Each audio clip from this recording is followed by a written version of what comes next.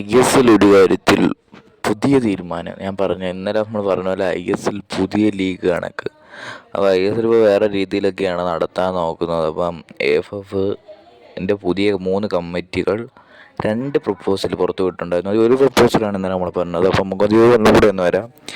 അപ്പോൾ ആദ്യത്തെ പ്രപ്പോസൽ എന്ന് പറയുന്നത് 14 ടീമുകൾ വെച്ച് 2 ഗ്രൂപ്പായിട്ട്, അതായത് ഈസ്റ്റും വെസ്റ്റ് കോൺഫറൻസ് ആയിട്ട് 7 ടീമുകൾ 2 ഗ്രൂപ്പിലായിട്ട് വരും. അപ്പോൾ 7 7 14 2 ഗ്രൂപ്പിലും 7 ടീമുകൾ വന്നിട്ട് ഡബിൾ ലെഗ് മാച്ചുകളായിരിക്കും 2 ടീമുകളും.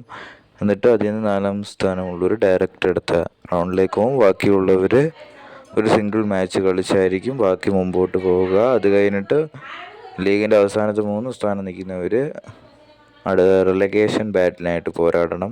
2 വെന്യൂവിലായിരിക്കും ഈ മാച്ചുകളെല്ലാം നടക്കുന്നത്. അത് നേരത്തെ റിപ്പോർട്ട് വന്നത് ബംഗാളിലും അതുപോലെ ഗോവയിലുമാണ്. പിന്നെ രണ്ടാമത്തെ പ്രപ്പോസൽ നമ്മൾ നോക്കാൻ നേരത്താണെങ്കിൽ അതാണ് കുറച്ചും കൂടെ നല്ലതായിട്ട് എനിക്ക് തോന്നിയത്. സിംഗിൾ മാച്ചായിരിക്കും, ഹോമും എവേയും കാണും. 14 ടീം, ടോട്ടൽ 91 ഗെയിംസ് കാണും. റാൻഡം മാച്ചസ് ആണ്, അതായത് ചില ടീമിന് 6 കളി ഹോം ആൻഡ് എവേ ആയിട്ട് കിട്ടും.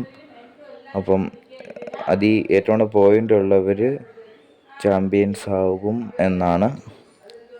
ഏറ്റവും പോയിൻറ്റ്സ് ഉള്ളവർ ചാമ്പ്യന്മാരാകും. അപ്പോൾ ഇങ്ങനെയാണ് 2 പ്രപ്പോസൽ ഇട്ടേക്കുന്നത്. ഇത് രണ്ടാമത്തെ പ്രപ്പോസൽ ഉള്ളത്.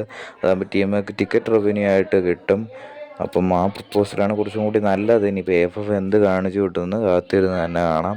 അതായത് രണ്ടാമത്തെ പ്രപ്പോസലാകുമ്പോൾ ടിക്കറ്റ് റവന്യൂ, ഹോമോ എവേ അങ്ങനത്തെ രീതിയിൽ ടിക്കറ്റ് റവന്യൂ മറ്റു കാര്യങ്ങളൊക്കെ ക്ലബ്ബ് ഏൺ ചെയ്യാൻ സാധിക്കും.